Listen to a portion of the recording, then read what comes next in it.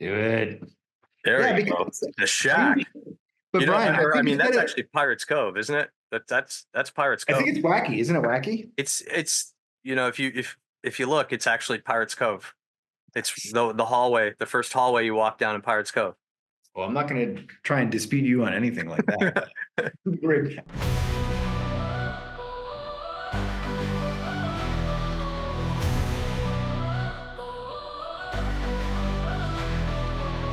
Welcome everybody. Thank you for joining us to episode 2 of the Monsters from Lake Erie. Uh, Yeah, I am Brian, and that is John. what's going on? All right, so we had actually filmed an entire episode and then forgot to hit the record button. That's Well, how we hit it, but we didn't hit it like again or something. I didn't hit it hard enough. Is that what it was? Yeah. They didn't have the, by the way, there is a giant red button for There needs to aftermarket. be Like, yeah. there needs to Like be like a record stop. at least it controls the mic because well, not like I'm worried about that problem, but some people sometimes mute, but they don't mute, and then they like, have a hot mic and broadcast. I would say that's a bit more embarrassing than anything else because you could Yeah. say Yeah. some wackadoodle stuff, Oh yeah. Yeah. if you're on Yeah. mute. But we'll just say the wackadoodle stuff, and we're on. Right. Yeah. Well, that's what this show is all about. Yeah. So to about the 3 people that'll be watching this. Hey man, that's what I told my mom to watch. What are you doing, Yeah. Jonathan? There you go. So if you're just tuning in for the first time, this is episode 2 of our show. Yep. Our little show is the Monsters from Lake Erie. We are 2 filmmakers from Erie, and I make the Project Algerine series, and John is a student, and he is just about to finish his last semester in film school. Last semester at Arizona State University, the Sidney Poitier New American Film School. So, Right on. if things go right, I will have the opportunity to do some things in LA my last semester. That's going to be awesome. So we're gonna follow John through this, all right, Yep. and then we'll also be working on the next season of Project Algerine, and you guys get to watch that. So Yep. that's kind of how we're like what we're kind of throwing together right now. You get to watch us kind of work on that, It's a and mix of, I would say, pre-production stuff, and we're actually producing yeah, something. yeah, So like that's what's fascinating to me, Brian, because like we're doing it all right now, kind yeah, of thing. yeah, So yeah, and it's and that's kind of the state of the industry too, is it's really, you can see it's changing on that's a right. on a daily basis almost now. Um, Do you want to talk a little bit about the YouTube and Meta? What's going down? yeah. Today of this recording, we're actually it's August 1st, and we released the On Location series, episode 1 is Yep. streaming on Facebook right now. It's doing pretty good. There's about, I think, about 2,000 people watch it so far. Uh, Okay. and that's pretty good, We're first not even day, done. Yeah, I was gonna say first difference few in hours, culture. really. Yeah, it's the afternoon, so pretty Yeah. good. Yeah, people are, they'll usually tune in at night. That's usually when people watch more.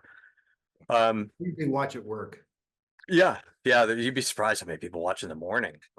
It's amazing how many people watch in the morning. Cup It's of incredible. coffee and Project Algerine. Yeah, Great. yeah, thousands. Yeah, it's crazy because there's a lot of videos, so they're all being watched different parts, different times a day. Yeah, Yeah. yeah, it's pretty interesting. Um, let's see, another thing I wanted to talk about. Let's see. Oh, yes, was uh one of the films I'm involved in had its first screening last night in New York City, Oh, nice. and that was it was one of those things that I got involved with through the New York Film Collective, and Okay. I came across this project this person was putting together, and it just, it was one of those ones that struck me as a good, worthwhile project. And Compelling. Yeah. so it just had its first screening last night, and and everybody loved it. So it's going to go into the festival circuit and go around.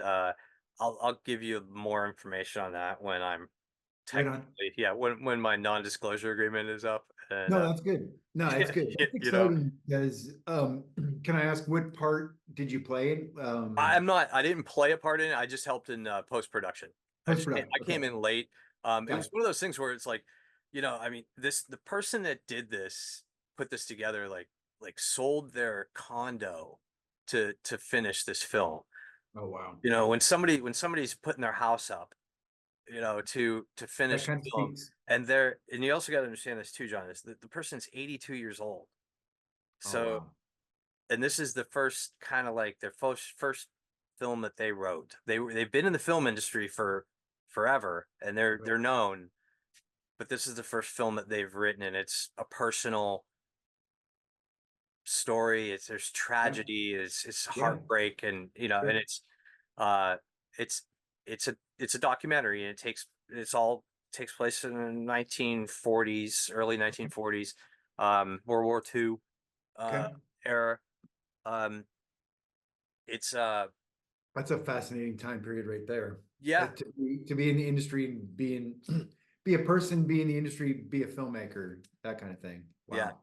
That was one of the things too that took me on. It was like, because there's never like, you can never have too many stories from that era that haven't been told yet. Yeah. There's, if there's anything new, you we should always want to hear Oh, for sure. and learn, Yeah. from any Lots time of era. people's Yeah, different stories. Yeah, man. yeah. So um let's see, there's that happened last night, and I'm excited about that. I think it's I like to see this thing succeed for her. And let's see. Okay, so Project Algerine. I've Yeah. been doing research on that this morning for next season. I've got about, so far, I think there's two stories in there right now that can be told, that I found that are really, really interesting. One Okay. is, I think we were talking about this earlier, John, you and I. It's really, it's kind of unsettling, and it's kind of, it's a mystery sort of thing, Okay. but it Gotcha. took place in 1906 here in Erie, and it's just one of those stories that just kind of makes you go, whoa, wow, whoa, weird. Just over 100 years ago. I mean, Yeah, yeah, not to be glib, but it was just over 100 years ago. yeah, So, yeah, um, yeah. All right. I'm excited because I know the kind of things we covered on location and the kind of things we discovered there and the little man.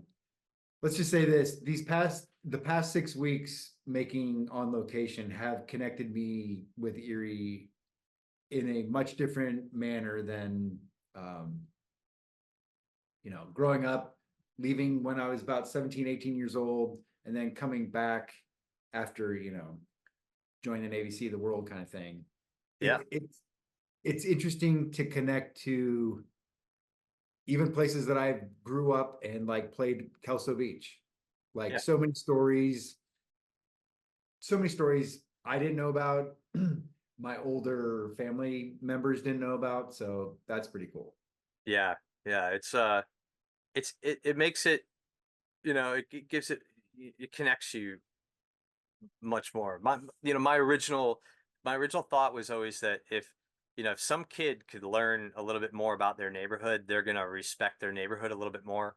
And Sure. and if everybody did that in every neighborhood, then it kind of has it rubs off, and It's a community. yeah, Yeah. yeah. So, and you don't, another thing too is, it proves you don't need to, you know, you don't really, you don't need to have a bigger bat to get a ball out of the park. It's how you hit that. It's how you hit the ball. Yeah. Sure. You don't need to be a billionaire to have an effect That's in right. this town. You just need to have a little bit of creativity and belief and We had the billionaires. That was William L. Scott. Yeah, everyone else is everyone Yeah. else is not so much. Yeah. You know, it's fascinating you bring up William Scott. That whole thing is it does actually show that, you know, I mean, you go all the way back and it shows how, you know, like the billionaire class was trying to Sure. manipulate and shape the city into what their vision of what it should Gotcha. be. And Yeah.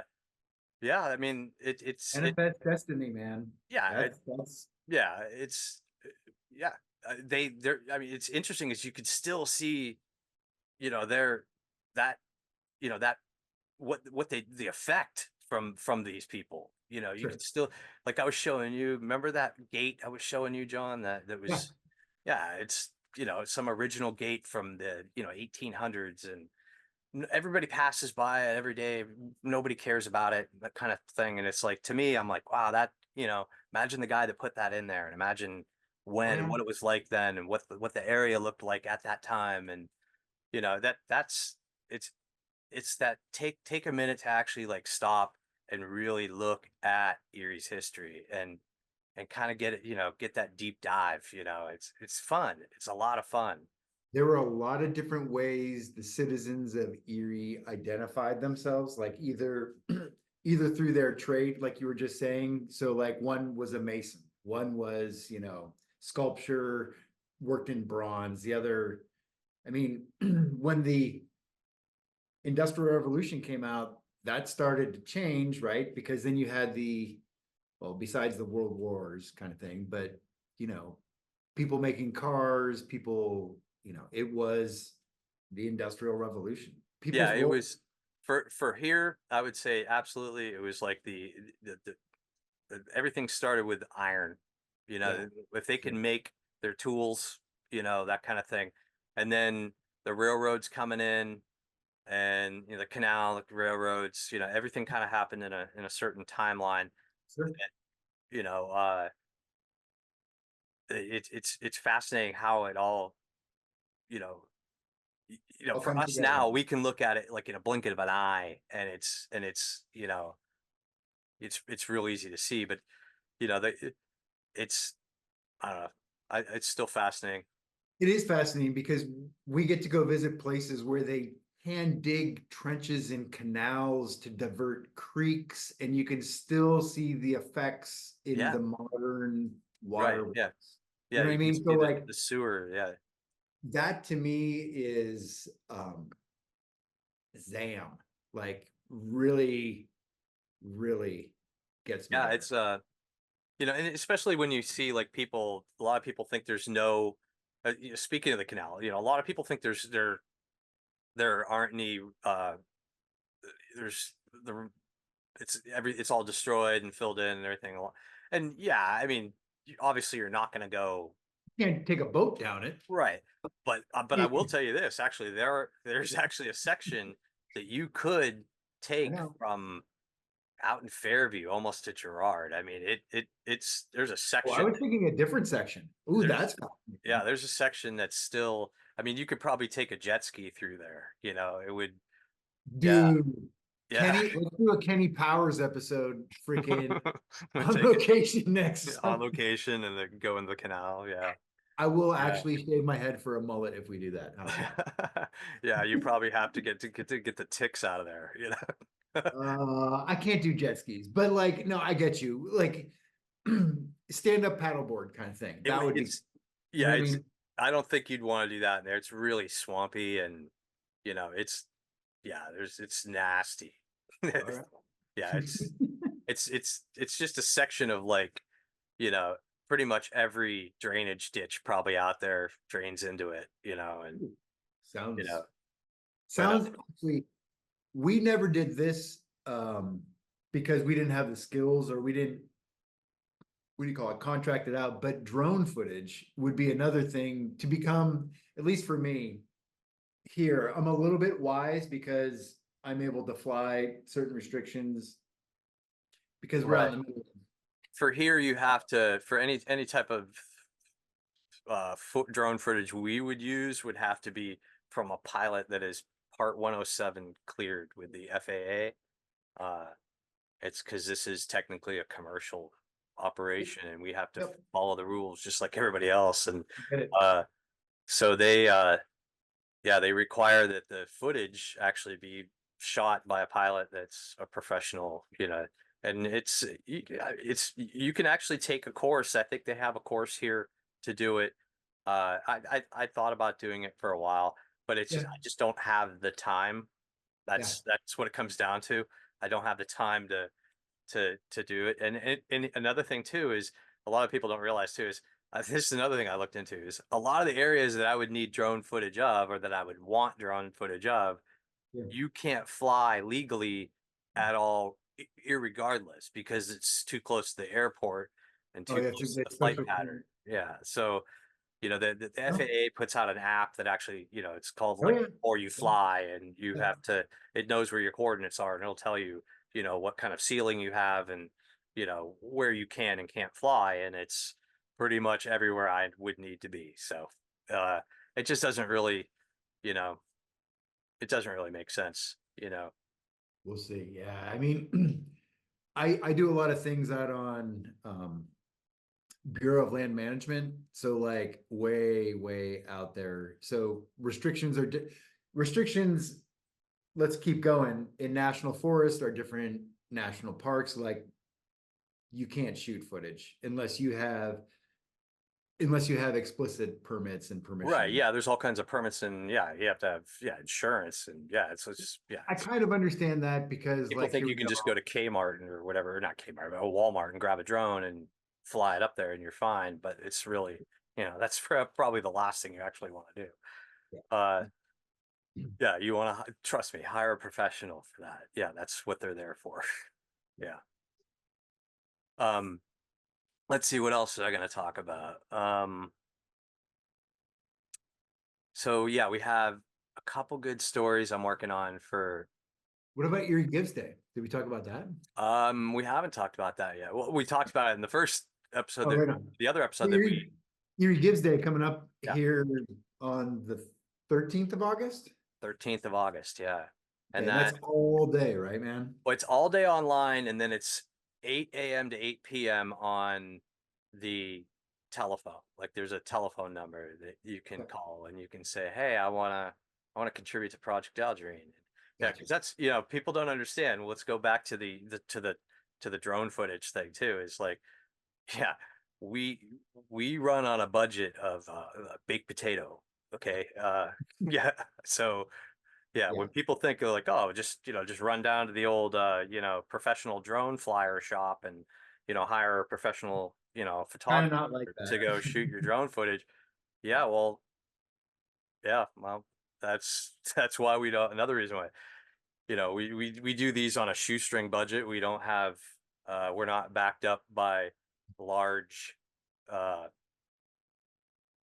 I told my philanthropists, mom, you I know. was like, look for us on Erie Gives Day. She said, I have the form. They sent it to me the other day. I said, perfect. I said, if you're going to write a check, just make sure you put Project Algerine on top and then with at least 50%. And I said, anything else, give to whoever else you want. There you go. There you go. There you go. And then she was like, wait, are you asking me for money? I said, no, I'm not asking for Right. We're like, no, Mom, I'm not asking I you. said, if that's what you wanted to do. I don't know. They still send out a form, I guess, is Yeah. my whole point that Yeah. Yeah. that you It's can for actually write checks. Yeah. If down. you want to write a check, you can write one check and you can write 10 different places that you want to have it split up through. And yeah. There you go. That's Yeah. cool. It's yeah. Yeah. I It'll be fun prefer, this year.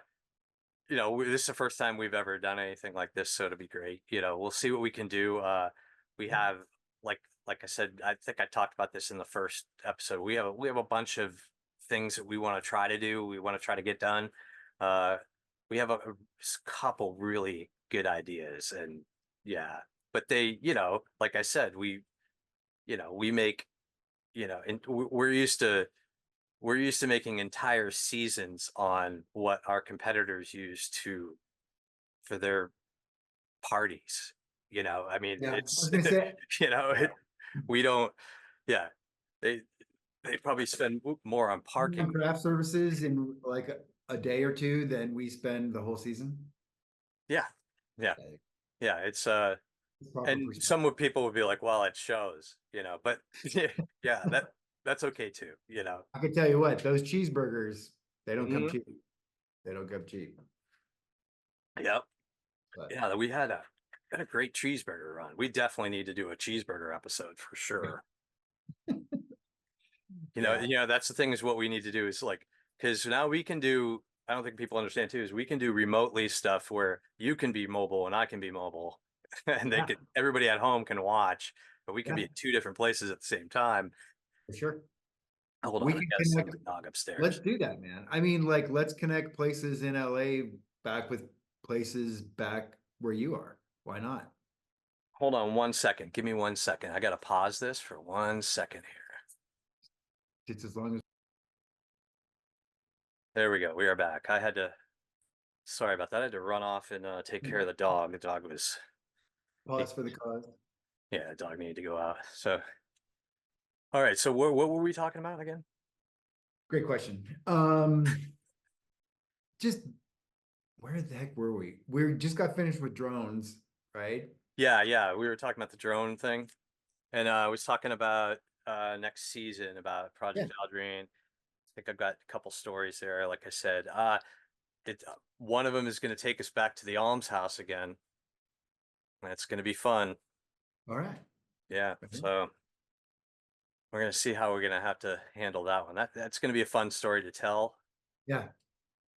But I think I have an idea.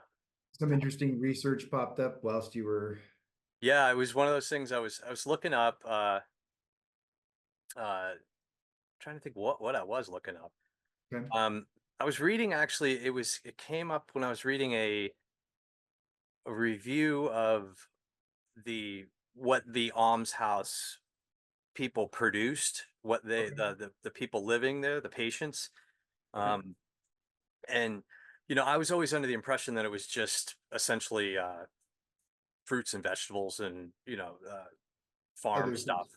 Yep. Yeah, and but they actually made a lot of clothing there. Wow. Um, yeah, a lot. I mean, and it lists, 175 shirts were made and 250 Okay. set of pants and shoes and everything was itemized into men's and women's and boys and girls and uh Okay. yeah, it was pretty fascinating. And that was I just, I think I that have was never 1883 heard that I that. was reading. Yeah. Yeah, it's just fascinating how much they were producing right there. And you know just I'd never heard about it. I Were always you thought able it to was come always just across? food and supplies, stuff like that, grains and whatnot. How uh about any old photos or anything like that? Or no, it's no, everything I get right now is in text. There's not a whole lot of photos of that place. um I pretty much cleared the corner on photos of it. okay. um it's it's it's based off of the architecture. I think it was based off of one in near Rochester Okay. that was built at the time, if I remember correctly. Um, and there might be some pictures of that would show it. What I'm interested of is you can actually see in a couple of these pictures that we do have of the almshouse here, is that it had a bell tower at the top. And in one of the pictures you can actually see in the shadow, you can see the shape of a bell that was in there. Now, Oh, wow. whatever happened to that bell? Usually bells don't, there's something that Sure, sure. they don't disappear usually. Even if a place gets closed down, did the bell get moved out to Fairview? Does anybody know that? If Yeah. anybody knows, put it in the comment section. Yeah. If Or where to look, all yeah. five of you watching, you know, if Please, Mom. anybody knows, put it in the comment section down. Mom, if you know, let me know. Yeah, I'm curious to know where that bell went. Yeah, and I mean, if you see it in the pictures, it's not a small, it wasn't a small bell. It was probably, it's good size. How would have been pretty good size. So yeah, you'd think you wouldn't misplace something that size, that kind of thing. So, Yeah, no kidding. Well, this is cool. So, you are you had to like go take care of doggo. My doggos Yeah. are coming back. But All it's right. good. We can wrap it up. I'm glad we had a chance to do a little episode number two. Episode number two is in the can today, I guess. And well, actually, I mean, technically this would be episode three, but we didn't record episode two. So, Yeah, that's. but Actually, I was thinking the test footage, but yeah, I guess. yeah. So Whatever, two or anyway, three, whatever it um, takes, 2x3, 2x2. so yeah, I will figure out how to stop this recording here, and then. But hey, everybody, thank you for joining us, and we'll see you again soon, sometime, and Awesome. we'll talk to you again. Bye bye.